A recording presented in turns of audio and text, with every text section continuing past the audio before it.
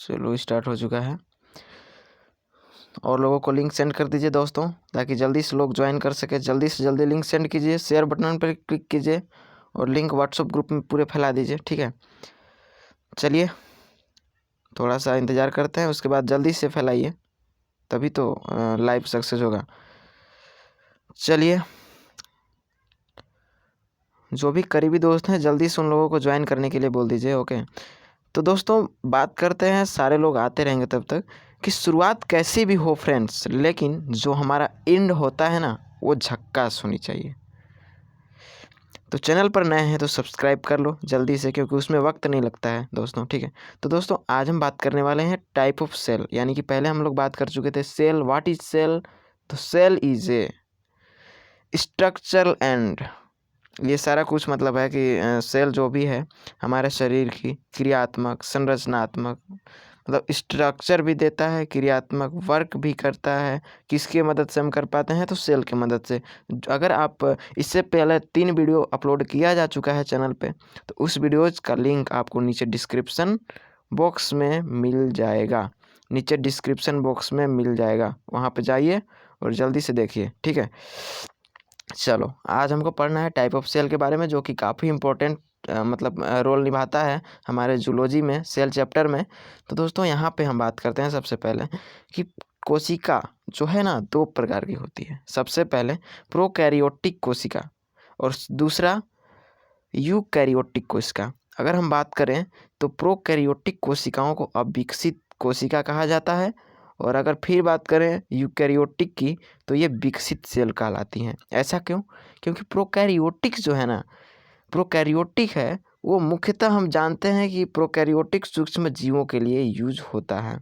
इसके लिए मोटा मोटी समझ लीजिए कि जो भी प्रोकैरियोटिक की बात होगी तो यहाँ पे प्रोकैरियोटिक कोशिका कोई भी मतलब कि जीव में प्रोकैरियोटिक नाम आता है तो समझ लीजिए वो सूक्ष्म जीव के बारे में बात की जा रही है। अगर बात करते हैं यूकैरियोटिक की, तो दोस्तों यूकैरियोटिक में मतलब जंतु, पादप, ये सारे कोश आ जाते हैं, मतलब जिनका सेल विकसित होता है। तो क्या हम लोग मानव हैं, तो हम मानव का जो सेल है विकसित नहीं है क्या? है ना? तो चलिए यहाँ तक समझ लीजिए, आगे सारे कुछ के बारे में डिटेल से हम लोग बातें करेंगे। तो दोस्तों अगर बात करते हैं कि प्रोकैरियोटिक, तो वो मतलब कि समझ लिए हम लोग कि वो सूक्ष्म जीवों में रहता है जो कि अविकसित होता है। तो अविकसित के बारे में शॉर्ट में एक ही लाइन में वो कंप्लीट हो जाएगा। लेकिन यूकैरियोटिक कोशिका, जैसा कि हमने बात किया पादप और जंतु, क्या बात किया? पादप और जंतु।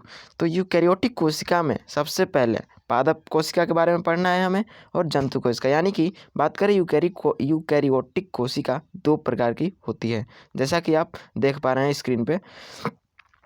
ठीक है, देख सकते हैं यहाँ पे सारा कुछ है, पादप कोशिका एंड जंतु कोशिका। अगर बात करते हैं प्रोकैरियोटिक कोशिका का डिफिनेशन की, तो डिफिनेशन तो उस प्रकार से आपको नहीं मिलेगा, लेकिन हाँ जो मेन टॉपिक है, जो मतलब हम फर्स्ट में वीडियो के फर्स्ट में ही बोल दे रहे हैं कि आप हमारी यहाँ पे तो आप देख ही रहे हैं, लेकिन जो हमारी आवाज़ है, वॉइस है, काफ़ी शांत जगह पर बैठ कर सुनना, क्योंकि मतलब अगर फुल डिटेल अगर करेंगे तो अगर समझाने के लिए हम कोई भी तरीका भी यूज कर रहे हैं तो उसको आप मिस कर सकते हैं, बिकॉज ये फेस वीडियो नहीं है। फेस वीडियो रहता तो उस तरफ आपका अट्रैक्शन जाता, बट इसी में आपको अट्रैक्शन रखना होगा। ये समझ लीजिए, यहाँ पे मैं हूँ। ओके, चलो बात करते हैं प्रोकैरियोटिक कोशिका की। तो दोस्तों प्रोकैरियोटिक कोशिका में कोई नई बात नहीं है, जैसा कि हमने बताया वैसा ही है कि प्रोकैरियोटिक कोशिका, जिसे अविकसित सेल कहा जाता है, इस कोशिका के सभी अंग नहीं पाया जाता है ना? इस कोशिका में सभी अंग नहीं पाया जाएगा, इसलिए इसे प्रारंभिक कोशिका भी कहा जाता है। अगर बात करते हैं अमीबा की, है ना, बात करें अमीबा की, तो अमीबा में क्या होता है? अमीबा भी एक कोशिकीय जीव है, बट उसमें क्या है कि अमीबा में क्या है कि मतलब सारा सेल नहीं पाया जाता है ना, सारा सेल नहीं पाया जाता है इस प्रकार से। ठीक है, तो ये अमीबा ऐसे मतलब होता है, मतलब एक एक कोशिकीय जीव है। कोई भी बात करें तो उसमें मतलब लिमिटेड कोई चीज़ पाया जाएगा, मतलब ऐसा नहीं है कि उसमें सारा कुछ, जैसे सेल में माइटोकॉन्ड्रिया, लाइसोसोम, वैक्यूल्स, ये सारा कुछ होता है, तो ये सारा कुछ नहीं पाया जाता है प्रोकैरियोटिक में। ठीक है, अगर बात करते हैं इसमें, तो देखिएगा एक सेकेंड थोड़ा सा, कि देखिए इसमें कोशिका झिल्ली, सही बात है, इसमें कोशिका झिल्ली और राइबोसोम, जो कि 70S कल बताए थे एस क्या होता है, प्रोटीन का मतलब कि प्रोकैरियोटिक सेल्स में कौन सा कितना एस राइबोसोम ये पाया जाएगा, और यूकैरियोटिक में कितना पाया जाएगा, मतलब हम मानव में क्या कितना पाया जाएगा, ये सारा कुछ पाया जाएगा। इसीलिए आपको मैं बार बार बोल रहा हूँ कि फर्स्ट वीडियो को ज़रूर देखिएगा, तभी समझ में आएगा। तो जो प्रोकैरियोटिक कोशिका है, इसमें कोशिका झिल्ली पाया जाएगा, राइबोसोम पाया जाएगा तथा बाकी सभी अंगों का अभाव देखा जाता है। बाकी चीज़ आपको नहीं मिलेगा, यानी कि राइबोसोम जो प्रोटीन फैक्ट्री बोला जाता है वो आपको मिलेगा केवल 70S वाला, है ना। और फिर कोशिका झिल्ली मिलेगा, क्योंकि कोशिका झिल्ली अनिवार्य है सभी सेल में। अब बात करते हैं यूकैरियोटिक कोशिका, जो कि महत्वपूर्ण है हमारे लिए। चलिए, तो यूकैरियोटिक कोशिका जैसा कि आप देख पा रहे हैं यहाँ पे, तो यूकैरियोटिक में दोस्तों ये कोशिकाएं जो है ना पूरी तरह विकसित होती है, जैसा कि हमने फर्स्ट में बताया था। यूकैरियोटिक कोशिका के साइड में लिखा था विकसित कोशिका, ठीक है। चलिए आगे चलते हैं। तो इन्हीं जो यूकैरियोटिक कोशिका है, इसी के बारे में थोड़ा सा हम लोग जान लेते हैं कि इसमें क्या क्या पाया जाएगा, क्या नहीं होगा, ठीक है। तो इसमें दोस्तों इसमें कोशिका के सभी अंग पहले पाया जाएगा, कन्फर्म। पहला कन्फर्म कि जो भी यूकैरियोटिक कोशिका है उसमें सेल के सभी पार्ट पाए जाते हैं, कन्फर्म। कोई भी दिक्कत नहीं होना चाहिए हमारे क्लासेस में। अब बात करते हैं, इनमें ATS राइबोसोम पाया जाता है। और अगर बात करें प्रोकैरियोटिक में तो क्या होगा, प्रोकैरियोटिक में फ्रेंड्स 70S राइबोसोम पाया जाता है, जबकि यूकैरियोटिक कोशिकाओं में क्या पाया जाएगा, 80S राइबोसोम पाया जाता है। अगर बात करें तो इसमें 2 प्रकार के हमें यूकैरियोटिक में सेल्स पढ़ने होते हैं, समझ में आया। तो पादप कोशिकाओं का आकार कैसा होता है, चौकोर, यानी कि इस प्रकार से होता है, जो कि चित्र हम अच्छे तरीके से नहीं बना सकते हैं, ठीक है। कभी बता देंगे, मतलब एडिट करना पड़ेगा तो, ठीक है। तो इस तरीके से मतलब चौकोर ही होता है, ठीक है। इनके अंदर का सबसे बड़ा अंग प्लास्टिड होता है। मान लीजिए इतना दूर में अगर बात करें तो इतना दूर में प्लास्टिड होता है और केंद्रक साइड में होता है, ठीक है। चलिए, तो सबसे बड़ा अंग क्या है, बात कर लिए कि पादप सेल आकार में चौकोर होता है ना, आकार में चौकोर होता है। और सबसे बड़ा अंग क्या होता है, प्लास्टिड होता है। अब बताइए, इनका जो रसधानी होता है, ठीक है, इनका जो रसधानी होता है वो बड़ा होता है। ऐसा इसलिए कि रसधानी बड़ा होने का रीज़न, ध्यान से सुनिएगा एकदम, कि मान लीजिए हम मानव प्रत्येक 2 घंटे 3 घंटे 4 घंटे मतलब पर पानी पीते हैं, है ना। तो हम लोगों को प्यास लगती है, लेकिन उन लोगों में रसधानी होता है। तो रसधानी का काम है कि जल का परिवहन और जल को अवशोषण एब्जॉर्प्शन का, वो सारा कुछ मतलब जल वाला काम करता है। तो बात करें कि हम लोग में जो जल का अवशोषण है, क्योंकि हम लोगों में छोटा सा रसधानी पाया जाता है, तो क्या है कि हम लोग पानी भी तो उतना नहीं पीते हैं, जो कि हमारा जल्दी से काम कर जाता है। और पेड़ पौधों के रसधानी देखिएगा क्या होता है, काफ़ी बड़ा होता है अध्ययन में, ठीक है, काफ़ी बड़ा होता है उन लोगों के, मतलब प्लांट सेल की बात करें तो उसमें वैक्यूल्स यानी कि रसधानी जो है काफ़ी बड़े होते हैं, इसीलिए वे बरसात के पानी लिए हुए फिर बाद में उनको पानी की कोई ज़रूरत नहीं पड़ती। ओके, सो यहाँ पे एक कॉन्सेप्ट क्लियर हो गया। अब बात करते हैं पादप सेल में कि इनमें क्लोरोफिल पाया जाता है, जिनके कारण उनके छोटे छोटे तनों तथा पत्तियों का रंग ग्रीन कलर का होता है। क्लोरोफिल एक हरा वर्णक है जो कि पौधों में पाया जाता है। बात करें जंतु कोशिका की, चलिए रीसेट करते हैं इसको और बात करते हैं जंतु कोशिका की। तो जंतु कोशिकाएं गोल होती है, जैसा कि हमने बताया था कल, अंडाकार इस आकृति में, इस फॉर्म में जंतु कोशिकाएं होती है। और पादप की बात करें तो वो दोस्तों होता है ऐसे ऐसे, ठीक है, ऐसे। चलिए इसको रीसेट करते हैं पादप को, एक सेकेंड, चलो ठीक है। तो इनमें क्या होता है कि जो भी हमारे जंतु कोशिका होते हैं इतने बड़े, तो उसमें केंद्रक का, उसमें देखिए अंदर का सबसे बड़ा भाग केंद्रक होता है, यानी कि एक छोटा सा केंद्रक यहाँ पे पाया जाता है। छोटा सा नहीं मतलब जितना भी बड़ा हम लोग बोल सकते हैं तो वो बड़ा ही होता है अपने आप में, ठीक है। इतना बड़ा केंद्रक बीचों बीच पाया जाता है। चलिए अब एक सवाल है आपके लिए जो कि आपको बताना है कि बिना कोशिका भित्ति वाले कोशिका में क्या नहीं पाया जाता है। अब बताइए तो क्या नहीं पाया जाता है। मान लीजिए बिना कोशिका भित्ति वाले कोशिका में क्या नहीं पाया जाता है, यानी कि बात कर रहा है यहाँ पे एनिमल सेल के बारे में। तो एनिमल सेल में क्या नहीं पाया जाता है, ये सारा आपको कमेंट सेक्शन में आंसर देना है। इसका आंसर मैं नहीं बताने वाला, ठीक है। चलो दोस्तों, मतलब टाइप ऑफ सेल हम लोगों का अध्ययन कंप्लीट हो चुका है। यहाँ पे देखिए, आप नोट कर लीजिएगा यहाँ से, है ना। प्रोकैरियोटिक में कुछ नहीं है, जैसे यह सूक्ष्मजीव के लिए होता है, इसमें कोशिका झिल्ली पाया जाएगा, एक राइबोसोम 70S वाला पाया जाएगा बस, और बाकी अंगों का अभाव देखा जाता है। चलिए यूकैरियोटिक में बात करें, इनमें कोशिका के सभी अंग पाए जाते हैं, इनमें से 80S राइबोसोम पाया जाता है। पादप कोशिकाओं का आकार चौकोर होता है, इसके अंदर का सबसे बड़ा अंग प्लास्टिड होता है। चलो ये भी हमारा हो चुका है कंप्लीट, ये भी और ये भी। चलो इसमें रसधानी वैक्यूल्स बड़ा होता है, क्लोरोफिल इसमें पाया जाएगा, मतलब पादप में, और जंतु कोशिकाएं गोल होती है, इसमें सबसे बड़ा ये होता है ना, केंद्रक होता है। चलो एक क्वेश्चन है जो कि आपको आंसर देना है, देख सकते हैं क्वेश्चन आप यहाँ से, है ना। ये क्वेश्चन का आपको जवाब देना है, जल्दी से दीजिए चैट बॉक्स में। चैट बॉक्स खुला है आपके सामने, फूगा पड़ा है, ठीक है। चलिए उसमें आप जवाब दे सकते हैं। चलो अब बात करते हैं क्रोमोजोम, जो कि महत्वपूर्ण रोल निभाता है। क्रोमोजोम, जिसको गुणसूत्र हिंदी में बोला जाता है। दोस्तों अगर बात करते हैं तो मानव में यह 23 जोड़ा यानी कि 46 पाया जाएगा। 23 जोड़ा का मतलब 46 पाया जाएगा, 23 जोड़ा या 46 बोल सकते हैं, ठीक है। टोटल 46 है, लेकिन अभी बताएंगे आगे, चलिए ना। क्रोमोजोम केंद्रक के अंदर पाया जाता है। मैं जीके, जीएस, सामान्य ज्ञान, सामान्य विज्ञान और बुक से सारा कुछ बता रहा हूँ, सारे जगह से मैंने इकट्ठा किया हुआ है। क्रोमोजोम केंद्रक के अंदर पाया जाता है। चलिए कंफर्म, क्रोमोजोम के अंदर। अब कहाँ क्रोमोजोम कहाँ पाया जा रहा था, केंद्रक के अंदर, समझ में आया। तो देखिए गुणसूत्र दिया है कि मानव में यह 23 जोड़ा पाया जाता है, तो वाकई बात है कि जंतु सेल होगा, एनिमल सेल होगा। तो एनिमल सेल की बात करते हैं, तो इसमें कहाँ है, केंद्रक है, इतना बड़ा मान लेते हैं केंद्रक, है ना। तो केंद्रक के अंदर क्या पाया जा रहा है, हमारा केंद्रक के अंदर पाया जाएगा क्रोमोजोम। क्या पाया जा रहा है, क्रोमोजोम पाया जा रहा है। इस टाइप से आप देख सकते हैं, डायग्राम में मैंने बना रहा है। और क्रोमोजोम के अंदर क्या पाया जाएगा, क्रोमोजोम के अंदर क्या पाया जाएगा, डीएनए। क्या पाया जाएगा, डीएनए।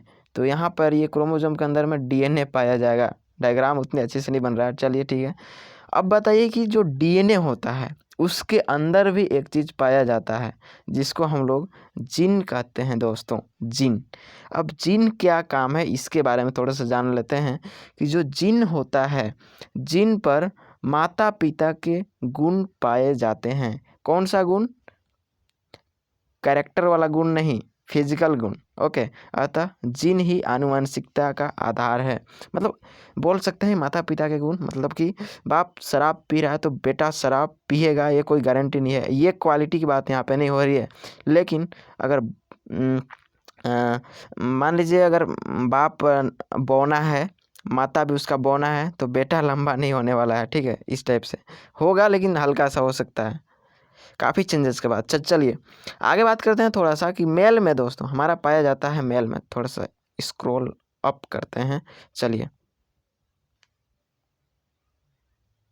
चलो, तो मेल में 46 पाया जाएगा, है ना। और फीमेल में भी कितना पाया जाएगा, 46 ही पाया जाता है। फीमेल में भी 46 और मेल में भी 46 क्रोमोजोम पाया जाता है।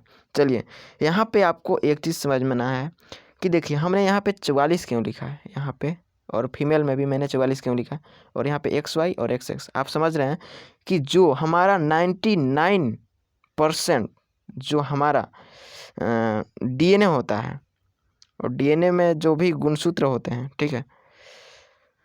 चलिए वो थोड़ा सा वो मिस्टेक है, ठीक है। तो देखिए यहाँ पे कि 44 हमारा इधर होता है, यानी कि, और XY जो होते हैं आनुवांशिक होते हैं, ये हमारा लैंगिक गुणसूत्र होते हैं। क्या होते हैं, लैंगिक गुणसूत्र होते हैं।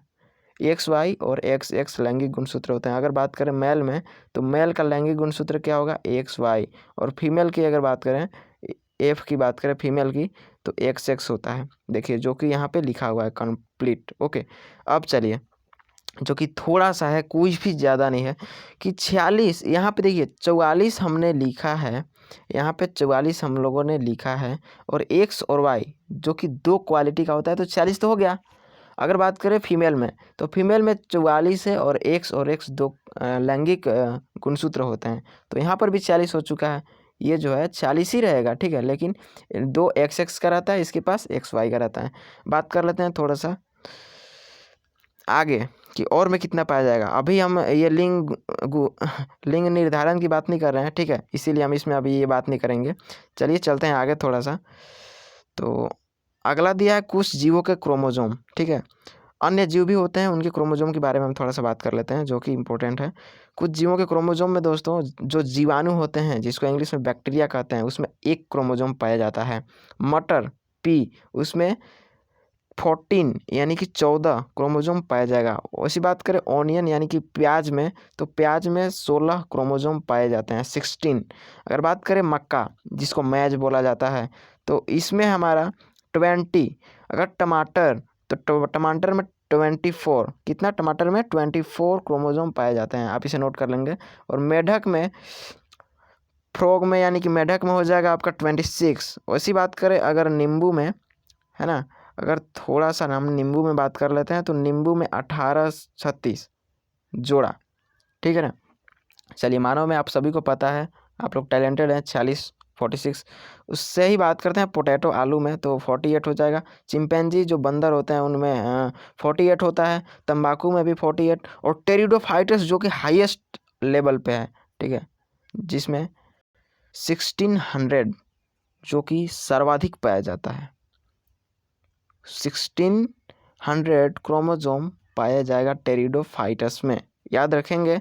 और जीवाणु में सबसे मिनिमम यानी कि 1। बात करते हैं केंद्रक अम्ल, ठीक है, केंद्रक अम्ल जिसको न्यूक्लिक एसिड बोला जाता है। केंद्रक अम्ल न्यूक्लिक एसिड का आप लोगों ने नाम सुना होगा, बट केंद्रक अम्ल का नाम नहीं सुना होगा, जो कि 2 प्रकार का होता है, पहला DNA और सेकंड RNA। बात करें DNA, तो DNA का फुल फॉर्म होता है डाइऑक्सी राइबो न्यूक्लिक एसिड, जो कि आप यहाँ पे देख रहे हैं, लेकिन उससे पहले हम बता रहे हैं। और RNA का राइबोज न्यूक्लिक एमिनो एसिड होता है, ठीक है। चलिए चलते हैं आगे, जो कि बात करते हैं थोड़ा सा DNA के बारे में।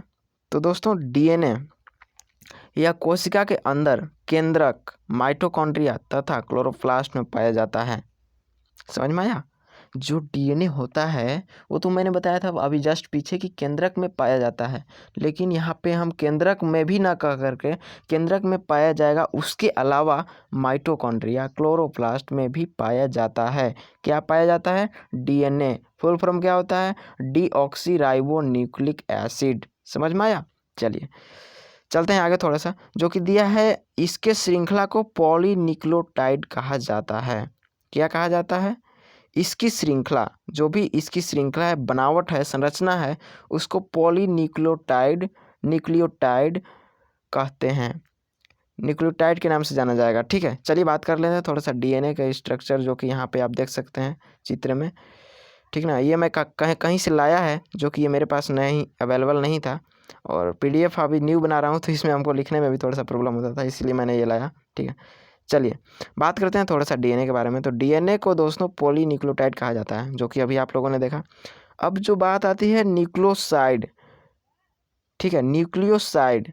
तो न्यूक्लियोसाइड आपका 2 प्रकार का होता है, सबसे पहले शुगर और नाइट्रोजनस बेस बोल सकते हैं। तो शुगर भी 2 प्रकार का होता है, एक राइबोज, एक डीऑक्सी राइबोज, ओके। अब नाइट्रोजन बेस की बात करें तो प्यूरिन, पाइरिडेमिन, ठीक है। और प्यूरिन होता है 2, एडिनिन, ग्वानिन। और जो पाइरिडेमिन होता है वो साइटोकाइनिन होता है, और थाइमिन होता है। चलिए इसके बारे में आपको याद भी नहीं रहेगा, हम जान रहे हैं, हमको पता है। चलिए आगे थोड़ा सा देखते हैं। तो आगे एक चीज़ लग रहा है इसमें छूट रहा है हमको, जो कि चलिए इसके बारे में, DNA के बारे में हम बाद में अध्ययन कर लेंगे। तो इसको छोड़िए, इसको अभी कीजिए इग्नोर, जो भी आप इसे देख रहे हैं इसको इग्नोर करते हुए चलिए आगे हम लोग चलते हैं, ठीक ना। थोड़ा सा आगे चलते हैं, जो कि इसके श्रृंखला को पॉलीन्यूक्लियोटाइड कहते हैं। ये अभी आपके समझ से बाहर है, आपके समझ से भी बाहर है, नहीं समझने पाइएगा। चलिए DNA का पहला अवलोकन किसने किया था? कार्लसबर्ग ने किया था। किसने किया था? कार्लसबर्ग ने किया था। बात करें DNA की संरचना डबल स्टैंडर्ड होती है। कैसी होती है? डबल स्टैंडर्ड होती है, जिसकी खोज वाटसन एवं क्रिक ने किया था। अब बताइए कि DNA की जो संरचना होती है, स्ट्रक्चर होती है, डबल स्टैंडर्ड होती है, जिसकी खोज वाटसन एवं क्रिक ने किया था। याद रहेगा 100%। चलो नेक्स्ट, एडेनिन तथा थाइमिन में डबल हाइड्रोजन बॉन्ड होता है। अभी आगे हम एक ट्रिक बताएंगे जो कि आपके लिए यूजफुल होगा। ग्वानिन तथा साइटोसिन में ट्रिपल हाइड्रोजन बॉन्ड होता है। कन्फर्म। चलो नेक्स्ट। तो देखिए यहाँ पे आपको क्या समझ में आया कि जो एडेनिन ए बराबर ए से एडेनिन हो गया और थाइमिन टी बराबर का चिन्ह है डबल हाइड्रोजन बॉन्ड जो आप यहाँ पे देख रहे हैं उसी का ये ट्रिक है। तो और ग्वानिन और साइटोसिन यानी कि जी ट्रिपल बॉन्ड सी, अब याद हो जाएगा एटीजीसी ट्रिक हो गया ATGC. Adenine thymine guanine cytosine, adenine thymine guanine cytosine, adenine thymine guanine cytosine. Confirm. चलो ट्रिक यहाँ पे आप देख सकते हैं, थोड़ा सा ये हमको प्रॉब्लम हुआ था इस जगह पे। एटी डबल बॉन्ड और जीसी ट्रिपल बॉन्ड होता है यहाँ पे, ठीक है। चलो ये ट्रिक हो गया। अब बात करते हैं थोड़ा सा आरएनए के बारे में। तो आरएनए जो होती है इसकी संरचना सिंगल स्टैंडर्ड होती है। इसमें राइबोज शुगर पाया जाता है। इसके नाइट्रोजन बेस में एडेनिन ग्वानिन साइटोसिन होती है, किंतु थाइमिन के स्थान पर यूरेसिल होता है, जो कि मतलब प्रॉब्लम खड़ा करेगा यहाँ पे थोड़ा सा कि इसके नाइट्रोजन बेस में एडेनिन ग्वानिन साइटोसिन होती है आरएनए में, किंतु थाइमिन के स्थान पर यूरेसिल होता है। यह प्रोटीन संश्लेषण निर्माण में क्या है, सहायक होता है। क्या होता है, प्रोटीन निर्माण में सहायक होता है। और यह भी है जो 3 प्रकार का होता है आरएनए। तो सबसे पहले हम थोड़ा सा बात कर लेते हैं यहाँ पे, जो कि यहाँ पे खाली स्थान है उसमें हम लोग बात करते हैं थोड़ा सा कि दोस्तों देखिएगा जो आपका डीएनए होता है, डीएनए इस प्रकार की स्ट्रक्चर होती है डीएनए में, है ना। अगर आप जूम करते हैं डीएनए को बड़ा देखते हैं तब, अब देखिए क्या होता है इसमें कि इसको तो हम लोग क्या बोलेंगे, डीएनए, क्या बोलेंगे, DNA deoxy ribo nucleic acid बोलते हैं, ठीक। चलो अब हम क्या करेंगे इसको कि इसको हम हाफ काट देंगे। इसको क्या करेंगे, हाफ काट देंगे। तो सबसे पहले इसको काटने से पहले आप एक चीज़ समझिए कि जो हमने बोला था कि डीएनए डबल स्टैंडर्ड होती है, तो आपको डबल स्टैंडर्ड दिख रहा है कि नहीं। एक देखिए यहाँ पे 1 2 1 2 1 2 दिख रहा है, डबल स्टैंडर्ड दिख रहा होगा आपको, है ना। तो डबल स्टैंडर्ड है। अब दोस्तों थोड़ा सा समझ लीजिए यहाँ पे कि इसको मैंने किया ख़त्म, एक बार फिर से बनाना पड़ेगा यार। चलो बना लेते हैं, इसमें कौन सी बड़ी बात है। तो ये डबल स्टैंडर्ड डीएनए हो गया। क्या हो गया, डीएनए। अब बात करते हैं आरएनए की। तो आरएनए में क्या होगा यहाँ पे कि आरएनए में हम लोग क्या करते हैं कि इसको अगर डीएनए को बीच से काट दिया जाए तो वो सिंगल स्टैंडर्ड हो जाती है ना।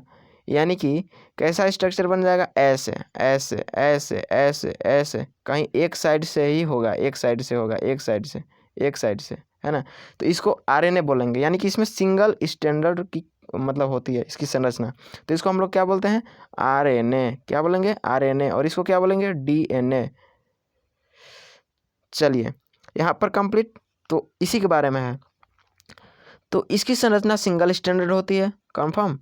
और दोस्तों हमको क्या है प्रॉब्लम की अभी मतलब जो जिस हिसाब से आप पढ़ रहे हैं स्क्रीन पे उस हिसाब से हमको प्रॉब्लम हो रहा है अभी, इसीलिए हमारा मतलब करना क्या है, हो क्या रहा है। इसकी संरचना सिंगल स्टैंडर्ड होती है। इसमें राइबोज शुगर पाया जाता है। इसके नाइट्रोजन बेस में एडेनिन ग्वानिन साइटोसिन होती है, किंतु थाइमिन के स्थान पर यूरेसिल होती है। जैसा कि डीएनए में था कि एटीजीसी था ना, उस प्रकार से इसमें नहीं होता है। तो यह प्रोटीन संश्लेषण निर्माण में सहायक है। या 3 प्रकार का होता है। चलिए जान लेते हैं तीनों प्रकार कौन सी है। तो दोस्तों आरएनए 3 प्रकार का होता है, जिसको एमआरएनए फर्स्ट को बोला जाता है, उसके बाद टीआरएनए और आरआरएनए। तो यहाँ पे सारा कुछ का अलग अलग नाम है कि जो एमआरएनए होता है उसको मैसेंजर आरएनए कहते हैं। इसमें एमिनो एसिड, ये भी तो एक एमिनो एसिड है ना। तो एमिनो एसिड यह आवश्यक की पहचान करता है, कहाँ पे आवश्यकता है, और उसे एक क्रम में सजाता है, मैसेज पहुँचाएगा कहाँ पे आवश्यकता है, ठीक है। मैसेंजर आरएनए का काम है। अब टीआरएनए जिसका फुल फॉर्म होता है ट्रांसफर आरएनए, तो यह एमिनो एसिड का परिवहन करता है। एमिनो एसिड यहाँ पे है कि जो ये एमिनो एसिड था, एमिनो एसिड यह आवश्यक की पहचान करता है कहाँ पे हम एमिनो एसिड की ज़रूरत है। अब जो ट्रांसफर आरएनए है सेकंड, वो क्या करता है, एमिनो एसिड को ढो के ले जाएगा, जाओ तुम जहाँ जाना है, राइबोसोम तक ढो कर ले जाता है, ठीक है। बात करते हैं T R R N A. उसका होता है राइबोसोम आरएनए, राइबोसोम आरएनए या प्रोटीन का निर्माण कर देगा डायरेक्ट, इसीलिए तो इसको राइबोसोम को प्रोटीन का फैक्ट्री बोला जाता है।